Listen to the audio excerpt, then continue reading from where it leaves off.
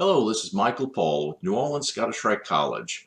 I'd like to do a video today that takes a look at a legendary battle of the American Army, and one that was so decisive that it propelled the commander into the White House. I'm talking about the Battle of New Orleans. A few years ago, Brother Pete Norman invited me to be the Anson Jones lecturer for the Scottish Rite Valley of Houston.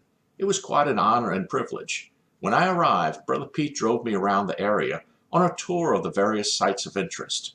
One of those sites was Holland Lodge Number 1. The lodge was named after Louisiana's John Holland, who issued the charter for the first Masonic lodge in Texas. This was of particular significance to me as a Louisiana Mason. Not only was John Holland a past Grand Master of the Grand Lodge of Louisiana, and more times than anyone else, but he was also the founder and first worshipful master of my mother lodge, Friends of Harmony Number 58 in New Orleans. Sadly, much of the very colorful early history of Brother Holland seems lost in time. Actually, quite a number of his actions and activities are still unknown. Too many records were simply lost or destroyed. Coincidentally, not long ago I visited Humble Cottage Lodge Number 19 in Opelousas, Louisiana. The lodge secretary told me an interesting story about Humble Cottage Lodge, John Holland, and the founding of the Grand Lodge of Texas. He claimed that when Grand Master John Holland gave the warrant for the founding of the first lodge in Texas, a natural stop for the brother delivering the warrant would be Opelousas.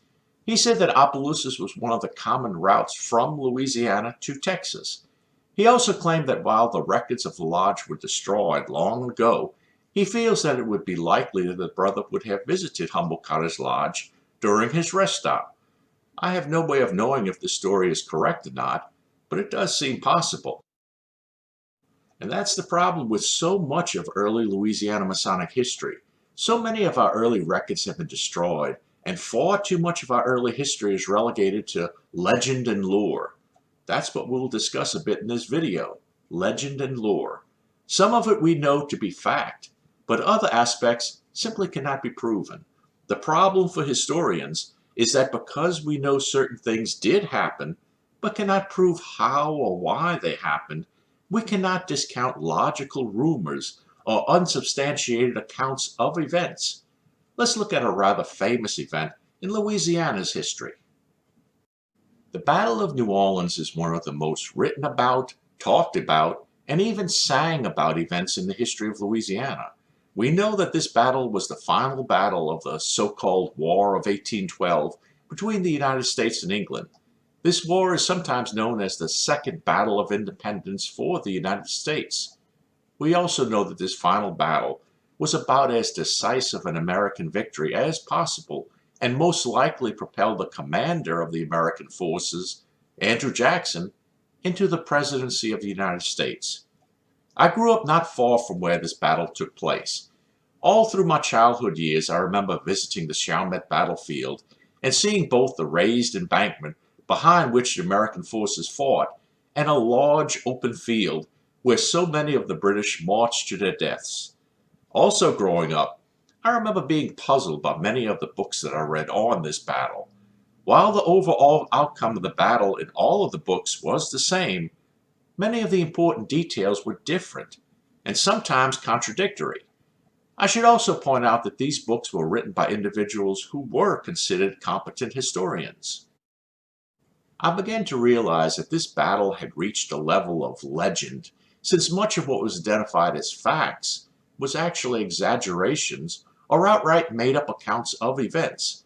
I set upon a goal of trying to understand what actually happened during that battle, before it and after it, to see if I could discover anything different about what might have happened in such a historic and legendary battle. Most accounts of the battle itself generally agreed in the overall details. Major General Andrew Jackson was given command of the American forces with the goal of defending New Orleans from a British attack that was believed to be impending. Jackson set up a defensive line about 5 miles outside of New Orleans at the Chalmette plantation and waited for the British attack. Jackson's troop had built up a fortified natural levee alongside the Rodriguez Canal. It was from behind this fortified levee that Jackson's troops would defend New Orleans. The British forces were commanded by Major General Edward Packenham. Packingham's troops had landed a few miles below this location and marched to meet Jackson on the morning of January 8, 1815. On paper, Packingham's plan seems to have been a sound one. The idea was for the British troops to advance forward in 3 columns. The middle column was the largest and was to march straight forward to engage the Americans. The 2 outside columns were to arc outwards to the right and left, with the goal of going beyond the edges of the American lines and then working their way behind the lines. It was a classic pincer movement where the British hoped to attack the American forces from the front and rear. The British plan fell apart rather quickly when the British neared a large open area leading to the Americans. The Mississippi River was directly to the left of the British. The river took a sharp right bend at that location and came up almost to the British lines. This prevented the left column from arcing outwards. The left column, composed of the famed Southern Highlanders, the 93rd Regiment of Foot, was forced to march straight forward into the American cannons. The left column was decimated. The right column did not fare that much better. While the right column was able to arc outwards to the right, in doing so, they found themselves in the middle of a swamp. The fog in the swamp was reported to be so thick that the British could hardly see their hand in front of their face. They became turned around and lost. They soon began, however, hearing gunfire to the left, which they assumed to be the Americans. They decided to advance a little further and then make a turn to the left, which they hoped would bring them behind the American lines. Unfortunately for the right column, what they took for American gunfire was actually British gunfire. When they made their turn to the left, they came out of the swamp not behind the American lines. They were between the British and American lines and took fire from both sides. It was not a good day for the right column. The main column of the British marched directly towards the American lines across an open field with no cover for them. The Americans had laid their long rifles on top of a reinforced embankment and began firing.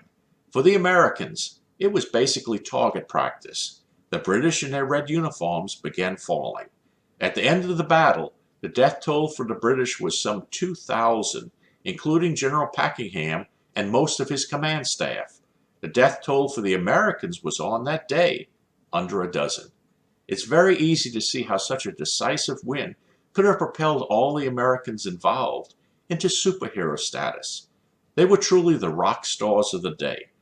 The death toll for the Americans, however, significantly increased following the battle as a result of malaria developed from being in insect-infested swamp water for days while they fortified the levee of the canal.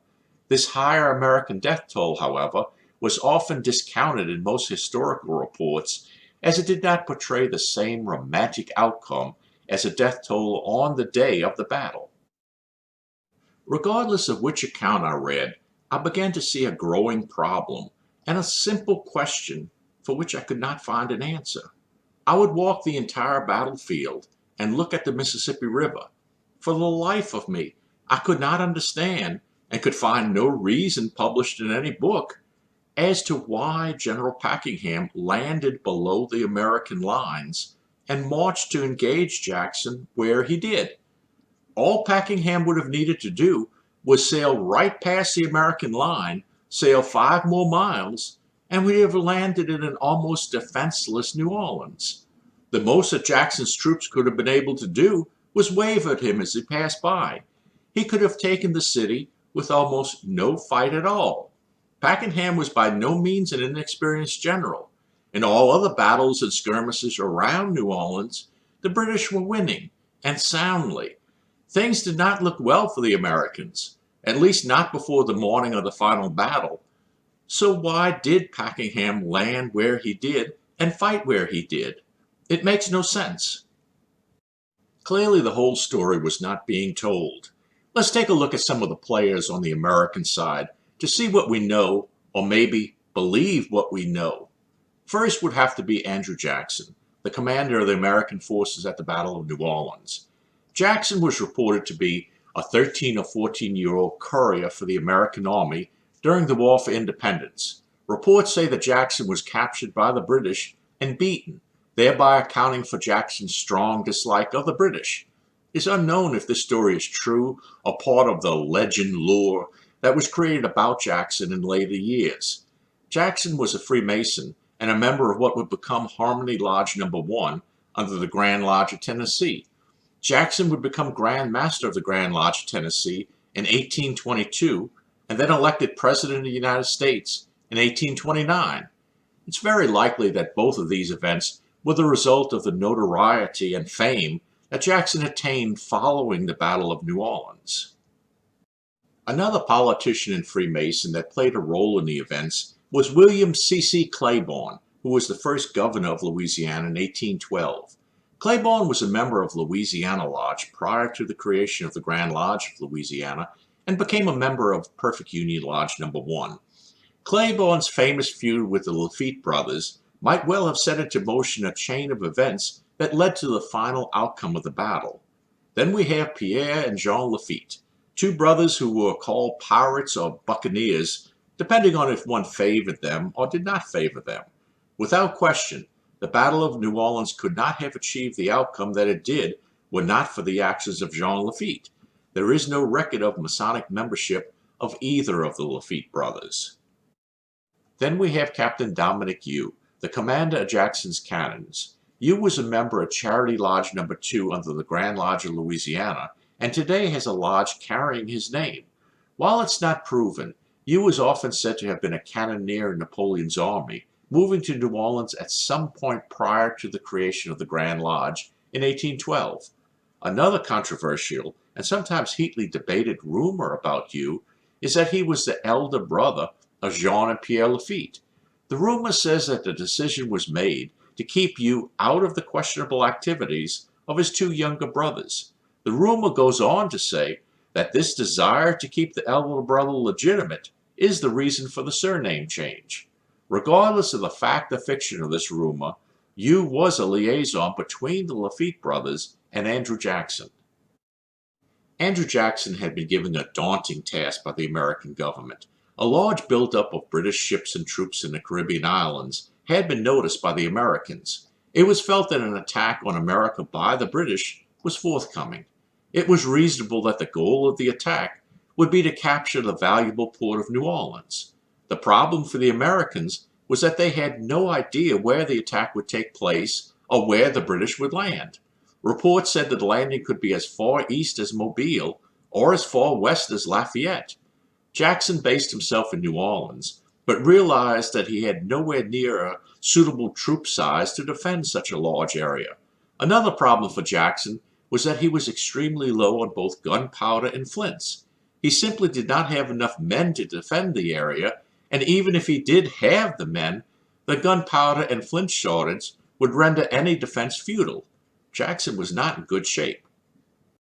At the same time, William Claiborne was having different problems in New Orleans.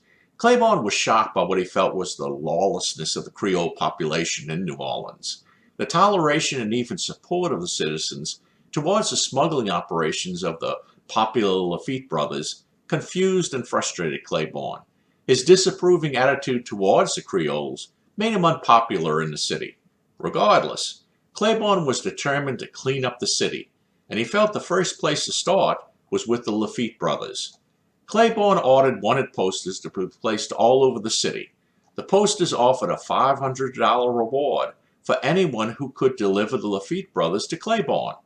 The following week, a new set of wanted posters were hanging all over the city. These posters offered a $1,000 reward for anyone who could deliver Claiborne to the Lafitte brothers in Barataria Bay. Claiborne was said to be livid. He was outraged by what he considered to be an audacious insult. Claiborne was more determined than ever to capture the Lafittes. It's not certain, however, if the hostile feelings that Claiborne had for the Lafittes was reciprocated. It's possible that the Lafittes were more dismissive of Claiborne and were only poking fun at him for their own amusement. Regardless of how the Lafitte brothers felt about Claiborne, they should have taken more care with him. On a trip into New Orleans, Pierre Lafitte was captured by the authorities and placed into the jail of the Cabildo. Around the same time as the capture of Pierre Lafitte, visitors arrived at the Lafitte hideout in Barataria Bay. The British had come calling with an offer for Jean Lafitte. They told Lafitte that they knew of his dislike for the authorities and asked for his help. They explained their plan of attacking New Orleans, but said that they needed a map in order to navigate the difficult waterways leading into the city. In return for his help, the British offered payment and turning a blind eye to Lafitte's activities in the area. Lafitte is reported to have asked the outcome if he had refused the offer. He was told that the British would find their own way into the city, and as they passed the Lafitte base, they would turn their guns on him. Lafitte agreed to the offer. Completely objective and reliable accounts of Jean Lafitte are difficult to find. A common opinion is that he was a vain man who was skilled at business but strongly disliked being challenged or questioned. The threat following the British offer must not have set well with Lafitte. He was also not at all happy about his brother sitting in the jail of the Cabildo. Lafitte had some past dealings with the Louisiana Secretary of State and contacted him about the British offer. Lafitte said that he would provide all the information that the British gave him if Claiborne would compensate him and release his brother from jail. Claiborne flatly refused. He said that he did not believe that Lafitte had any information that was of any value, and that his brother was going to remain in jail. Claiborne added that soon Jean Lafitte would be joining his brother in jail. Undaunted, Lafitte turned in the direction of Andrew Jackson. He contacted Dominique You. Lafitte made You the same offer that he made to Claiborne, but then Lafitte added something extra to the deal in the hopes of swaying Jackson. When You initially contacted Jackson about the offer, Jackson was not impressed. He felt that Lafitte could not be trusted. You assured Jackson that Lafitte's offer was legitimate and then added the extra enticement. You told Jackson that Lafitte had a large supply of gunpowder and flints and that he would include that in his offer if Jackson accepted. That tipped the scales for Jackson. He agreed to meet with Lafitte, and the meeting was reportedly held at what is today the Old Absence House on Bourbon Street. The building was Lafitte's importing firm, smuggling operation, in the heart of the city's French Quarter. Jackson agreed to the offer and then went to see Claiborne about the release of Pierre Lafitte. The meeting between Andrew Jackson and W.C.C. Claiborne concerning the release of Pierre Lafitte is a matter of pure speculation as to exactly what was said between the two. All that is known for certain is that Jackson asked for the release of Lafitte and Claiborne refused. Given the fiery temper of both men, it can be assumed that some sharp words were exchanged, but the outcome would not change. Claiborne would not release Pierre Lafitte. Jackson had no authority to order the release of Lafitte, as he was being held on state charges. So what was Jackson going to do? He needed the powder and flints in order to have any hope of success against the British. He also had already accepted Lafitte's offer. Claiborne had placed Jackson in an extremely difficult position. The problem for Jackson concerning Pierre Lafitte, however, seems to have solved itself several days later. According to the newspapers of the day, Lafitte escaped from the jail of the Cabildo. No details have ever been published as to how this escape was accomplished. All that we know for certain is that Pierre Lafitte escaped, he rejoined his brother in Barataria Bay, and Jackson received the information about the British attack along with all the gunpowder and flints that were agreed upon. Why would Jackson receive these things if Lafitte escaped? So, without any supporting evidence, I'm going to venture a guess that Pierre Lafitte had some help in that escape. I'm going to suggest that the jailer, who was also a Mason, went to Lafitte's jail cell, unlocked the door, and told him something along the lines of, "Get out of here, your friends are outside waiting for you." Nothing else makes sense. The Cabildo was not a place from which people escaped. Anyone who has seen the jail of the Cabildo realizes why no one had escaped prior or after this event. Without question, Jackson would not have received the information on the British, the gunpowder, or the flints if Pierre Lafitte remained in jail, or if Jackson played no part in his release or escape. Where history remains silent, logic must fill in the gaps. Andrew Jackson was now in a far better position than he was prior to his meeting with Jean Lafitte, but problems still remained. He knew that the attack was going to come directly to New Orleans, but he did not know exactly which route into the city the British would take. Jackson sent word to all the troops stationed along the Gulf Coast to return immediately to New Orleans. It was time for Jackson to devise a plan to defend the city. Jackson and his military command are often said to have met at Maspero's Coffee House on Chartres Street, but it can't be proven. The details of the meeting are as sketchy as the location. Shortly before Christmas of 1814, the British warships were at the mouth of the Mississippi River. Jackson had begun his defense of New Orleans by building up the levee at the Rodriguez Canal. A number of skirmishes with the British took place, mostly on the west bank of the Mississippi. None of these battles ended well for the Americans. It was at this time that a single American schooner, the USS Carolina, under the command of J.D. Henley, rumored to be a Freemason but never proven, sailed out to engage the British. The Carolina fired on the British warships. Return fire from the British quickly set the Carolina on fire, and the bulk of the crew, including Henley, were captured. The Carolina exploded and sank. This is the thumbnail generally accepted history just prior to the events of the final Battle of New Orleans.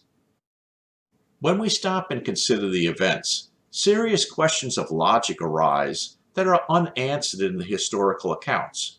Why were the American forces so unsuccessful against the British in all of the engagements around New Orleans except the final battle? Why would a woefully undergunned single schooner sail out to engage a fleet of British warships? Was Henley suicidal?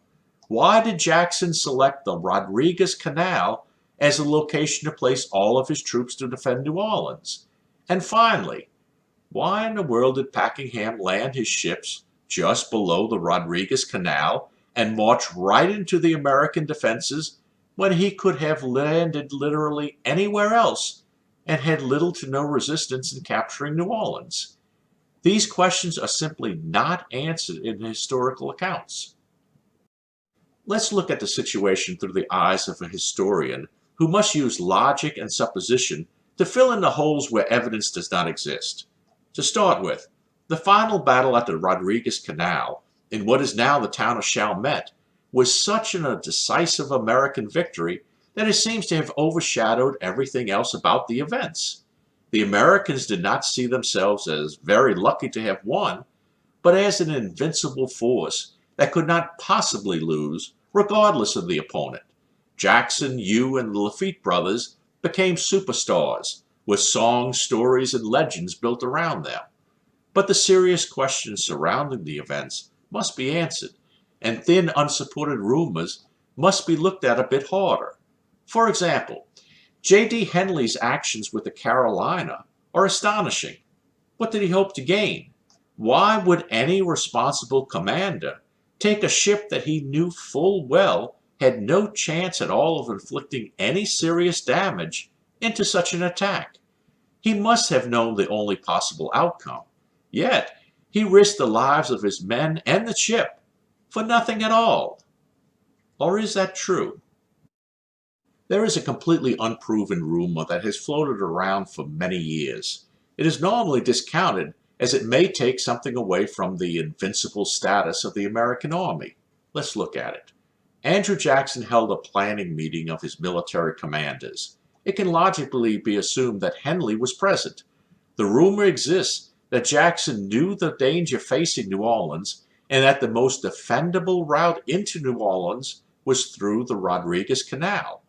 Jackson knew that the location was perfect. With the river on one side and the swamp on the other, the British would be forced into a bottleneck and by necessity march across an open field with no cover at all for protection.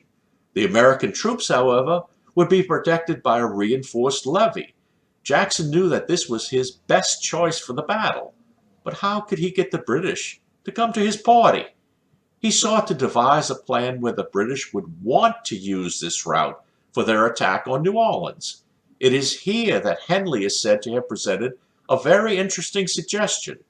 Henley would take the Carolina out and attack the British warships. The British would quickly overpower the Carolina and capture the crew. As was their normal practice, they would question the captain of the ship. One of the certain questions that would be asked would be about the American defenses around New Orleans. Henley would then do something completely unthinkable and unbelievable for an officer and a gentleman of that time. He would lie. He would tell the British that the Americans were long expecting an attack on New Orleans, and the city was very heavily defended all around the city, except for one route. He would then hesitate and resist giving more information. Upon pressure, Henley would tell the British that the only lightly defended route into New Orleans was through the Chalmette plantation across the Rodriguez Canal. Instead of telling the British the only weak link in the American defenses, he would tell them the very route and the only one that was defended. Of course, Jackson would have no way of knowing if the British would actually fall for this ruse or not. But what else could he do? He had one shot, and this seemed to be the very best idea to get the British where he wanted them. He had only one backup plan. If the British did sail past the American lines, Jackson had a small group of men stationed all around the city with only one job: burn the city to the ground. He was not going to allow the British to capture New Orleans. Is any of this provable fact? Much of it is not. The video is really just a logical examination of things unproven and even undocumented in Louisiana history. It is a theory based on the basic understanding of the events. But as we all know, the British did land below the Rodriguez Canal, and the outcome of the battle went down as one of the greatest wins in American history. These are the facts. By the way, I somewhat skimmed over one part of this story. I mentioned that the jailer guarding Pierre Lafitte in the Cabildo was a Mason. That's not conjecture, that's fact. He was the one who seems to have put doing what was necessary for the greater good ahead of what was the technical law. He was a man who was concerned with doing what was right, not what was easy or safe. In fact, if it were not for him, we can look at the whole of the Battle of New Orleans with a very different ending. I cannot reasonably see any of these events were happening if Pierre Lafitte had not escaped. The escape of Pierre Lafitte allowed everything else to take place. I firmly believe that the forgotten hero of the Battle of New Orleans was that jailer. The jailer was not only a Mason, but he would end up serving as Grand Master of the Grand Lodge of Louisiana, as well as play a rather significant role in the development of Texas Masonry. The young jailer's name was John Henry Holland. Most Worshipful Brother Holland had a long history of doing what was right, rather than what was popular, advantageous to him personally, or technically proper. He realized that sometimes we need to step up and get things done that we all know needs to be done. He was a man of action. He was a true definition of a Masonic leader. He is, in my opinion, the forgotten hero of the Battle of New Orleans. Thank you for watching. If you like these videos, please hit the like button and subscribe to us. Please also support our work through Patreon. Just follow the link in the video description. It is appreciated. See you next time.